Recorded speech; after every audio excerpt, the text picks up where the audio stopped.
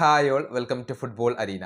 കഴിഞ്ഞ മത്സരത്തിൽ ഒന്ന് മോശമായതിന്റെ പേരിൽ നെയ്മർ ജൂനിയർക്ക് ലഭിച്ച വിമർശനങ്ങൾക്ക് കയ്യും കണക്കുമില്ല. നെയ്മറുടെ വിമർശകർ എല്ലാവരും തന്നെ മാളത്തിൽ നിന്നും പുറത്തിറങ്ങുകയായിരുന്നു.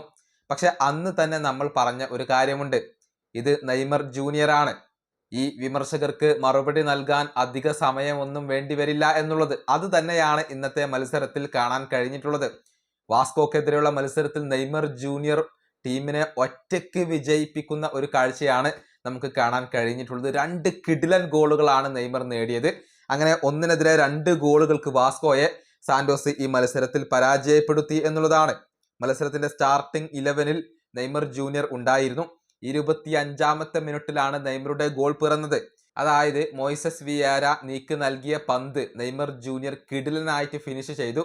അതായത് ഡിഫൻഡറുടെ കാലിന്റെ ഇടയിലൂടെയാണ് നെയ്മർ ജൂനിയർ ആ ബോൾ ഫിനിഷ് ചെയ്തത്. ഗോൾ കീപ്പർക്കും ഒന്നും ചെയ്യാൻ കഴിഞ്ഞില്ല.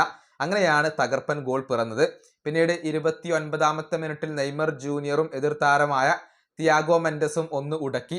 അതിന്റെ ഫലമായിക്കൊണ്ട് നെയ്മർക്ക് യെല്ലോ കാർഡ് വഴങ്ങേണ്ടി വന്നു എന്നുള്ളതാണ്. 43-ാമത്തെ മിനിറ്റിൽ വാസ്കോക്ക് വേണ്ടി ബാരോസ് ഒരു ഗോൾ നേടി. ഇതോടുകൂടി ആദ്യ പകുതിയിൽ 2 ടീമുകളും 1 ഗോളുകൾ വീതം നേടിക്കൊണ്ട് പിരിഞ്ഞു.